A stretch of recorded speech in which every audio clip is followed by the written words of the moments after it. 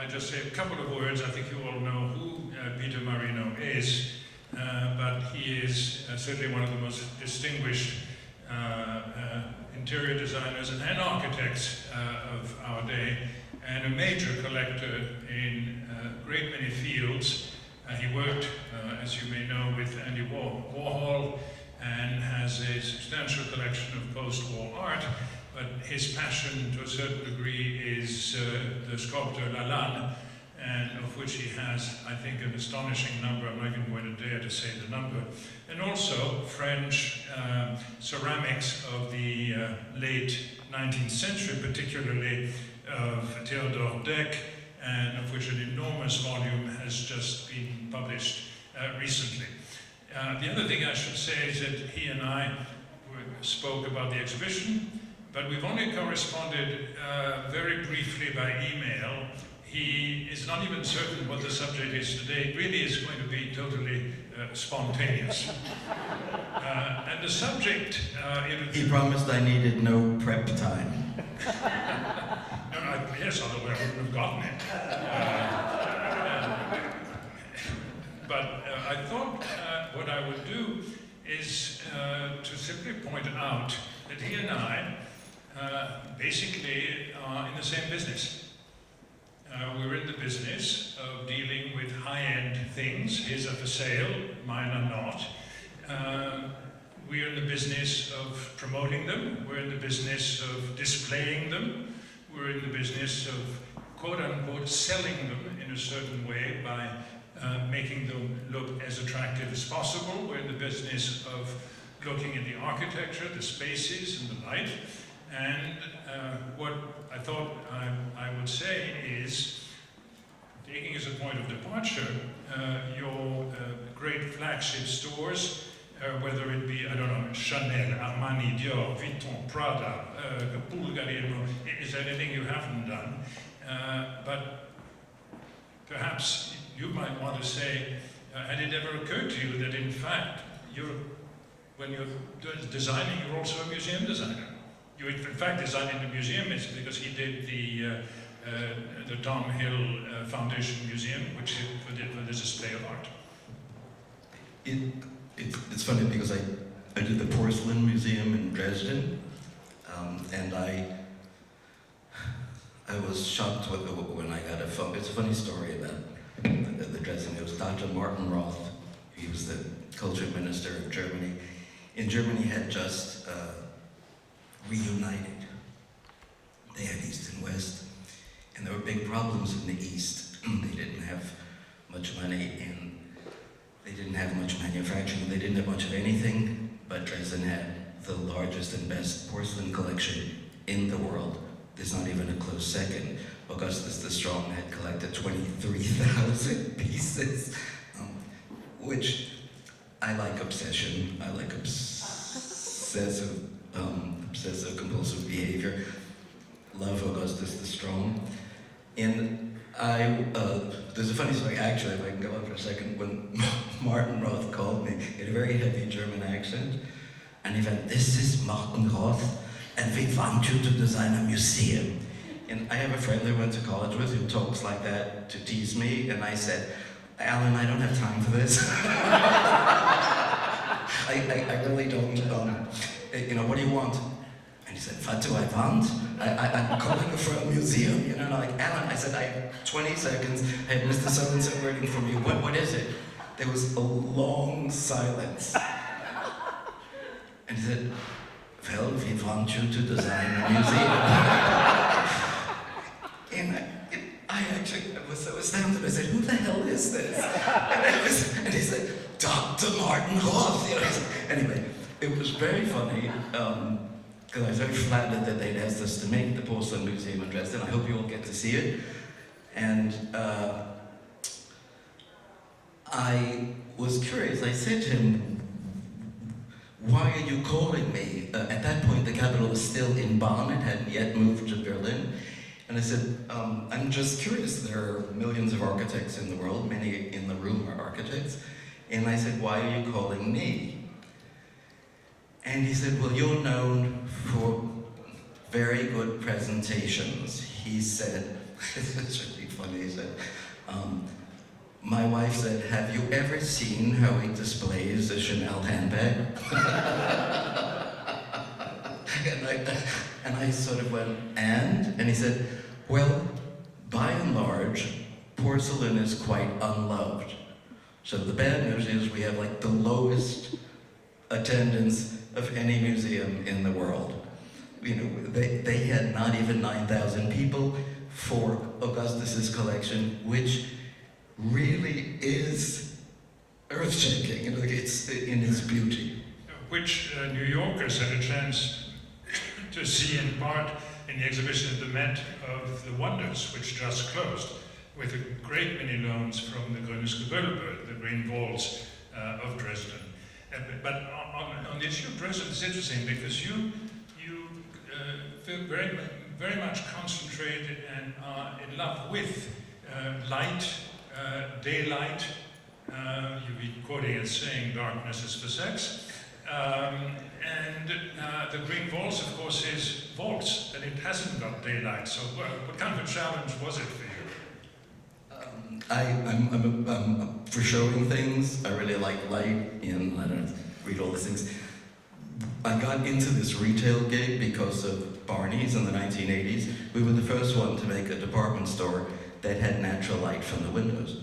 And that sounds crazy, but it was always considered you don't want to distract the customer, and you never want them to see that the end of the day is coming because they'll leave, which I thought was really insulting to people. So when we did Barney's downtown on 17th Street, we had all the windows open, and the reaction was huge, and now it's standard practice, department stores have windows again.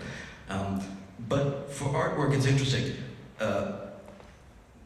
There's two sides to this. Philippe, my poor wife, Jane, lives in darkness because we collect old master drawings and photographs. And I secretly suspect the minute I go to the office, she opens all the blinds, but it's very hard. There are so many kinds of lights, but there are many art things that don't mind having light. Two of them are my favorite: ceramic, porcelain, and bronze, which really do need natural light to be beautiful. That's true, and I couldn't agree more. It's one of the things that in museums we tend to reserve for European paintings, and of course museums that have only a certain set of galleries that can have ley lights. That is a factor that has to do with architecture. And I'd like to touch a little bit upon architecture because of the importance, in my mind, and I know in yours, of the whole factor of from the outside in. Because you've not only built the inside, but you've built the outside. You're an architect. And how much do you think of the indexical quality of the architecture, of the message that it sends, the expectations that you want to set up through the architecture of the experience within? Well, the outside architecture is your signpost. It's your signpost. It's a poster. It's a billboard. It's interesting. I do a lot of work in China. I haven't been to Wuhan recently, but in Hong Kong, there's a street called Canton Road, where there are nothing but shops, and every day there are 10, 20 boats that come from the mainland. The people shop on Canton Road. They go back the same day because they only have a 24-hour visa. And this architecture, I actually embraced, because it's what you're saying, Philippe. The developer, or his translator, said to me, "We only want billboards for the brands." I was fascinated. I mean, they were building, this is like an $800 million project. We only want billboards? Why are you asking from me? But the point was, they built the buildings where there was 10 feet of glass for about 3 blocks, and then from 10 feet to about 50 feet, you were just going to get a blank facade. And it's fascinating to me how every brand who had their architect had to design this 40 feet by 50 or 100, depending on your lease, to express the brand. Because they're trying to catch, your idea. Naturally, that's what I'm good at and what I do and what I believe in, so we got about 20 commissions out of the 30, but it's really interesting. That was just literal billboard architecture.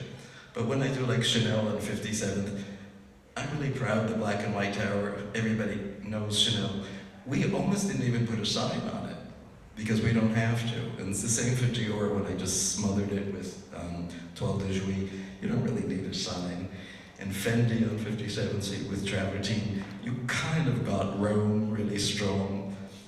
Louis Vuitton on the corner, you kind of got the notice in front of Vuitton and Bulgari, and then there's another little jewelry store across the street that may be coming, so. Well, the Bulgari store in Rome is quite extraordinary, and you're in a sense pointing up the luxury that you have frequently, which is to work ab initio, ab ovo, from the start, creating the whole impression, the signpost, as you say.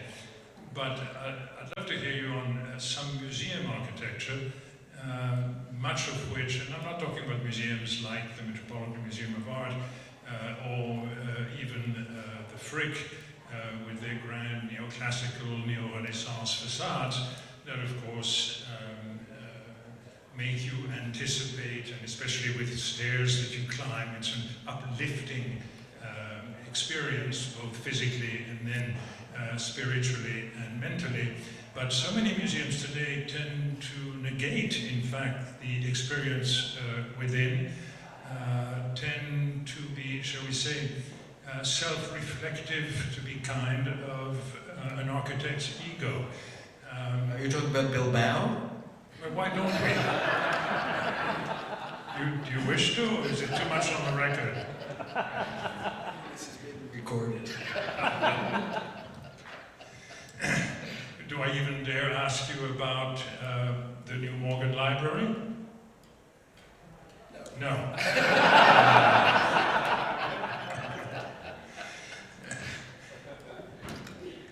You mean that factory touch that really works into the city?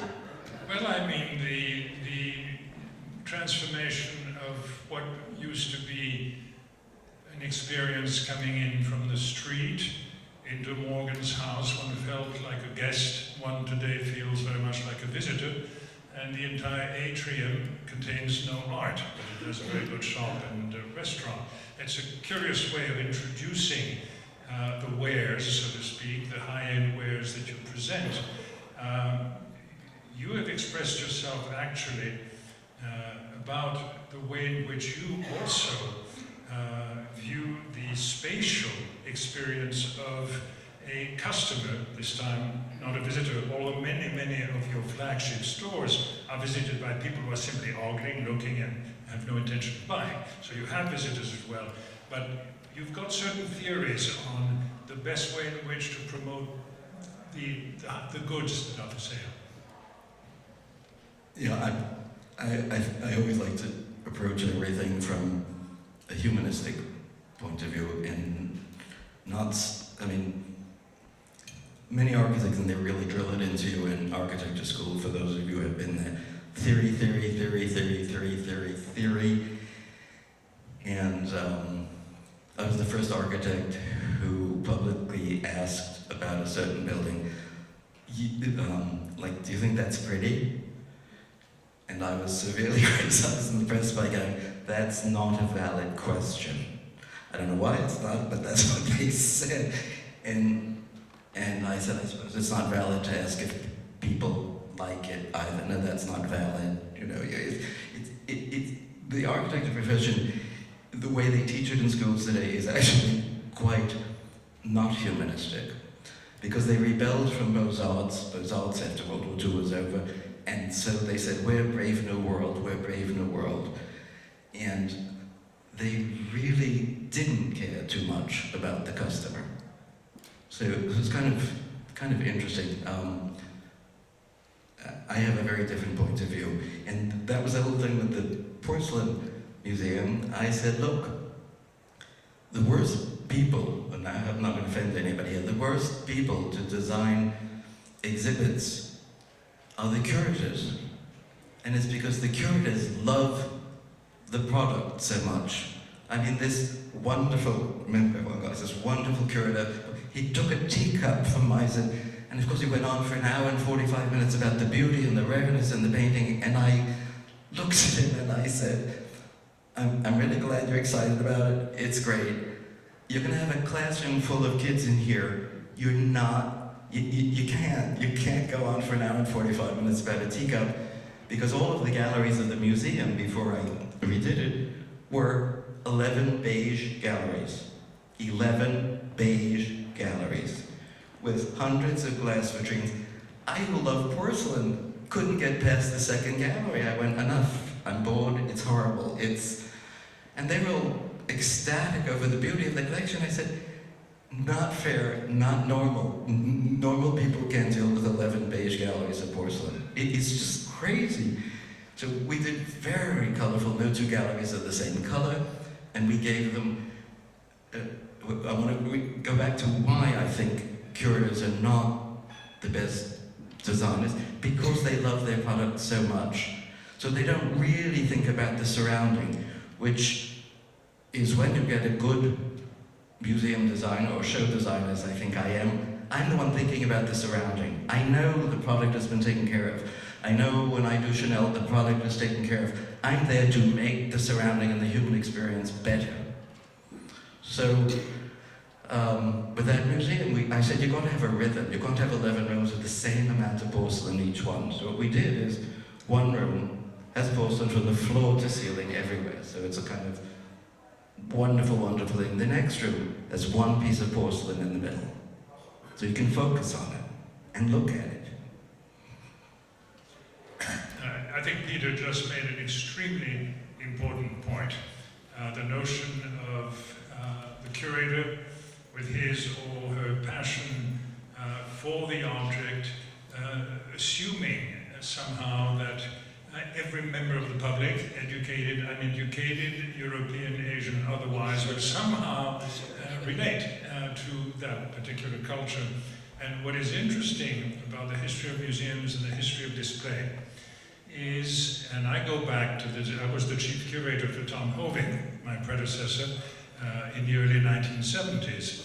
And I remember the fights Hoving used to have with curators, saying, well, you're not making it exciting, it's boring as hell, and so forth. And what Hoving did is he went to, I think it was the Saks vitrine on Fifth Avenue, the beautiful vitrine at Christmas and a few others, and he asked who was the designer of those huge window vitrines, and it was a man by the name of Stuart Silver.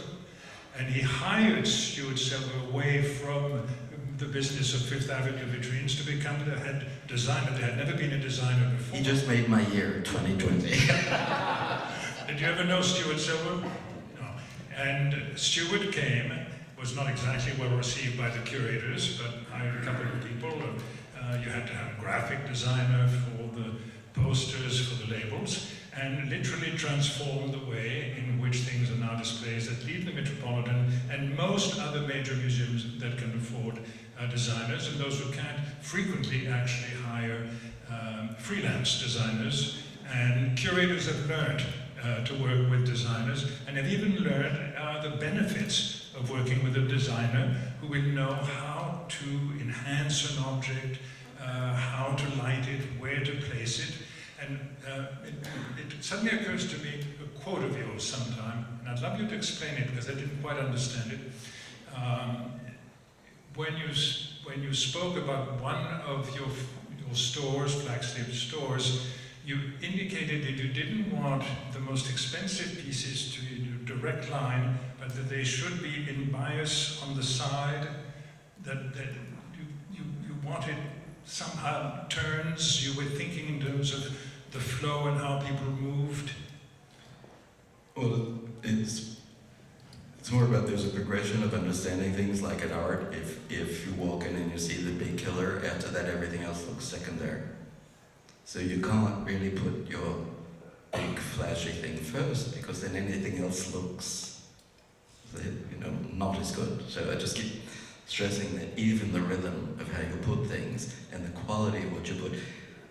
In Dresden, we tried to create a crescendo where each room, instead of you're getting bored the way I had been when the German Democratic Republic did their 11 rooms of beige, I tried to make a crescendo, in working towards something like the end. We ended on 3 rooms of red lacquer, where even the average Joe just stands there and goes, who doesn't know anything about Meissen porcelain, doesn't know anything about Kangxi porcelain, just stands there and goes, wow, that's really, then I feel I've been successful.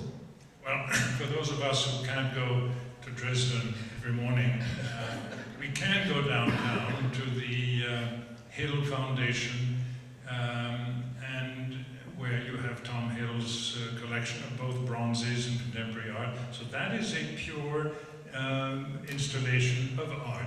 Did you approach this in a way differently from what you would have done for Chanel or Gucci? Well, Tom and I go back a long way, and I'm the one who's sorely got him buying bronzes. And he turned out to be the biggest competitor at auction of bronzes. So I tried to make it as crummy as possible. No, no, it's a challenge because not only is it a very close friend, but I've helped him get his collection together, and I know the volume of the bronzes. And the most fun part was, because he also has the best collection, I think, in America of Christopher Wool paintings. And I said, let's go for volume. These bronzes were for palazzi. They were not made for little 2-bedroom apartments, really, on Park Avenue. I said, don't ever worry about the scale. And so we made it really tall and, again, light-filled. And yes, I very much did think about one day would some of mine go in there. Wonderful. I can't help but, we've been speaking about the influence, in a sense, of the designer on the museum. Let's go the other way around for a second, the museum on the designer, and tell me something about that highly inviting silver piece that you have on your right hand. Did all of you see the Maximilian, the first armor show at the Metropolitan?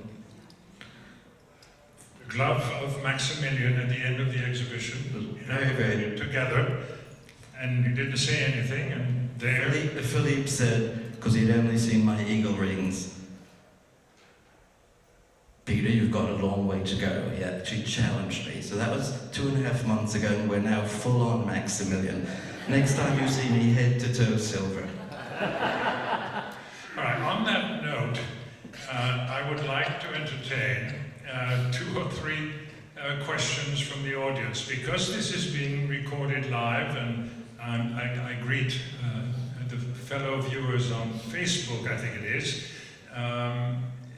Please stand, ask your question forward in a very loud voice so I can repeat it on the microphone for the benefit of the viewer on the stream or whatever it's called. I belong to another century. Are there any questions? Thank you. Oops, is it on?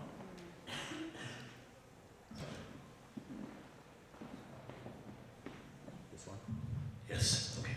Thank you so much for coming and speaking for us. I appreciate it. I was reminded of a certain experience about 15 years ago when MoMA had to move its collections to that warehouse out in Queens. And all the masterworks that are at MoMA were all of a sudden in this very proletarian setting, completely changed our perception of those works. So didn't want to ask you about your own favorite museum experiences in that regard, but rather what characteristics or what is the magic in certain museums that stand out to you that you think we can, do in our own museum, for instance?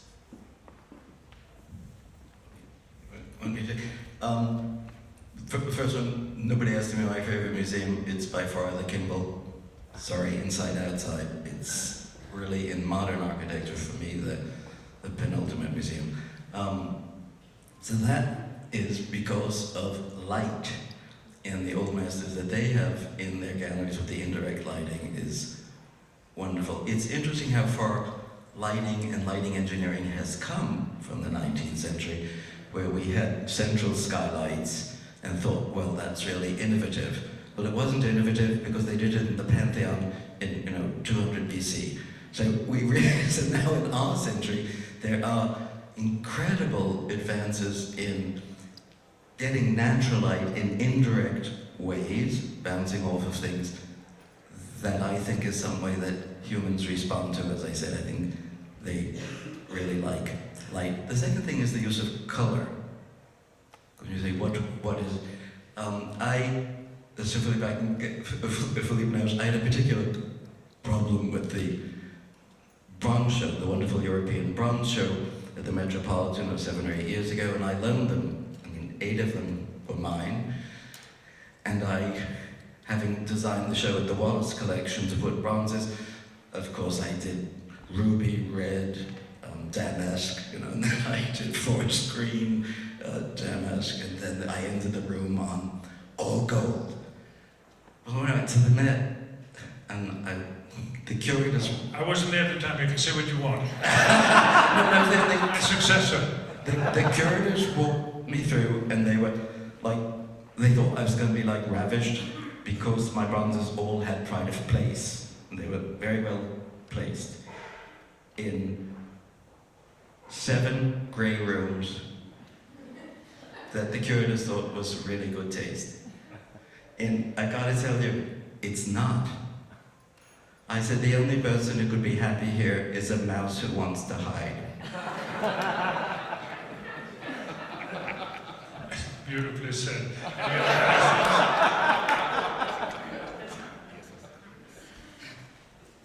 Nobody dares? Wait for the microphone. We're being recorded. No, you need yours, Peter.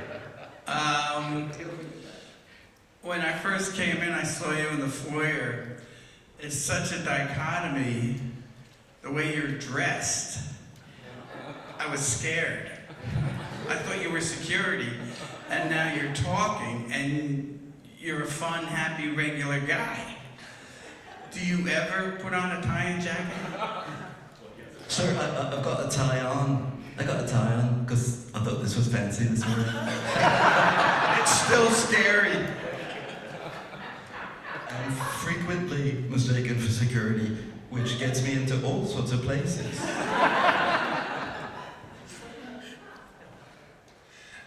A more existential question, perhaps?